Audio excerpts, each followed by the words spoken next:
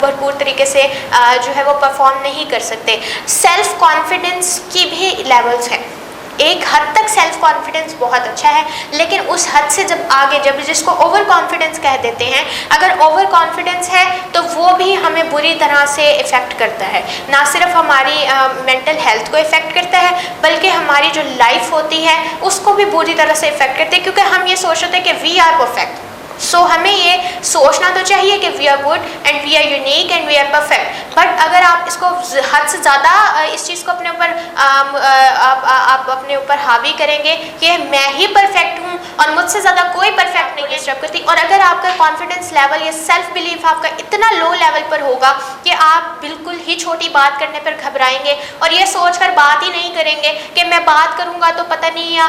किस तरह का रिएक्शन आएगा, क्या मैं सही बात कर भी पाऊँगी या नहीं कर पाऊंगी, या मैं ये काम कर सकती हूँ या नहीं कर सकती। तो आप छोटी सी भी बात करने के लिए हिचकिचा रहे हैं और आपको बात बात पर किसी की ज़रूरत पड़ी कि कोई आए और आपकी बात को आगे कन्वे करे या आपके काम में आपकी हेल्प करे, तो वो सारी चीज़ें भी नहीं अच्छी होती। तो अपने अंदर सेल्फ बिलीफ पैदा करें, खुद पर यकीन रखें कि अल्लाह ने आपको यूनिक पैदा किया है। आप देखें कि आप अपने फिंगरप्रिंट्स दुनिया में किसी के भी आप मिला लें तो मैच नहीं होते, तो ऑब्वियसली अल्लाह ने आपको यूनिक पैदा किया है कि कोई ना कोई खसूसियत आपके अंदर रखी है। तो बजाय इसके कि आप जो है वो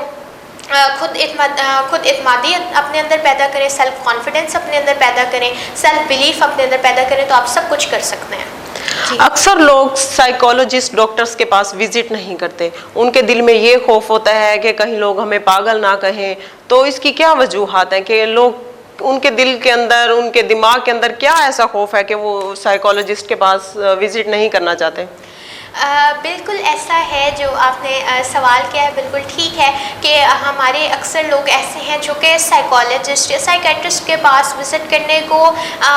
यूँ कह लें कि गुनाह समझते हैं या अपनी तौहीन समझते हैं, ये यूँ समझते हैं कि लोग उनको पागल ना कह दें। तो ये एक खौफ मैं कहती हूँ कि हमारे यहाँ मुआशरे के 70-80% लोग हैं जिनके अंदर ये सारी चीज़ें पाई जाती हैं, जो कि डिप्रेशन का शिकार तो होते हैं, जो कि मेंटल डिसऑर्डर्स का शिकार तो हैं, लेकिन वो साइकोलॉजिस्ट और साइकेट्रिस्ट के पास नहीं जाते। उसकी वजह से वो जब उसका ट्रीटमेंट नहीं लेते, वो जब उसका हल नहीं निकालते, तो फिर वो मज़ीद जो है वो उनका डिप्रेशन का लेवल बढ़ता चला जाता है और फिर उसका नतीजा ये होता है कि वो एंड लेवल पर वो ऐसी स्टेज पर पहुंच जाते हैं जहां पर उनका ट्रीटमेंट पॉसिबल नहीं होता। तो जिस तरह आपके जिस्मानी सेहत बहुत इम्पॉर्टेंट है, उससे कई ज़्यादा आपकी मेंटली हेल्थ भी बहुत ज़्यादा इम्पॉर्टेंट है। आप जब तक मेंटली परफेक्ट नहीं होंगे, मेंटली आप हेल्दी नहीं होंगे, तब तक आप कहीं कोई भी काम नहीं कर सकते। आपका ब्रेन जब तक काम नहीं करेगा, ठीक है, आपकी मेमोरी लॉस हो रहा है, तो ये भी एक मेंटली डिसऑर्डर में आता है कि आपका क्यों मेमोरी, आपको याददाश्त आपकी खोती जा रही है, आपको चीज़ें याद नहीं रहती, आप कुछ टाइम कुछ खाते हैं आप भूल जाते हैं आपने क्या खाया, आप कुछ कोई चीज़ रखते हैं आप भूल जाते हैं आपने कहाँ रखी। तो ये सारी चीज़ें आपके मेंटल डिसऑर्डर में आ रही हैं। तो आप जो हैं वो साइकोलॉजिस्ट को विजिट करें। जैसे हम अपने फिज़िकल ट्रीटमेंट के लिए, फिज़िकल चेकअप के लिए डिफरेंट डॉक्टर्स के पास जाते हैं, हम अपने मंथली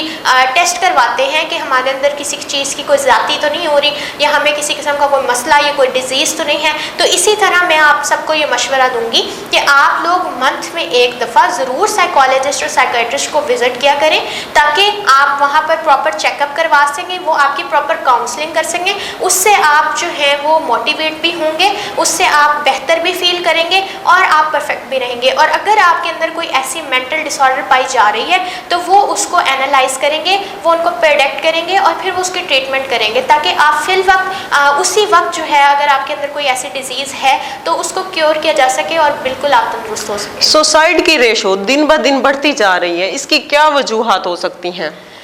सुसाइड की भी जो मेन रीज़न है वो यही होती है कि डिप्रेशन हमारा बहुत हद तक चला जाता है। जैसे मैंने बात की है कि लोग साइकोलॉजिस्ट और साइकेट्रिस्ट के पास जब विज़िट नहीं करते या लोग अपनी फैमिली के साथ टाइम स्पेंड नहीं करते, फ्रेंड्स के साथ नहीं करते, शेयरिंग नहीं करते, अपनी इमोशंस को जब आप सप्रेस करते रहते हैं तो वो एक दबाव, आप देखें कोई एक चीज़ है, कोई भी एक मशीन है, कुछ भी है, तो आप उसके ऊपर लगातार प्रेशराइज उसको करते रहेंगे, प्रेशर डालते रहेंगे, तो वो आखिर कितना टाइम बर्दाश्त करेगी। हम अपनी फिज़िकल हेल्थ को ही देख लें, अगर हम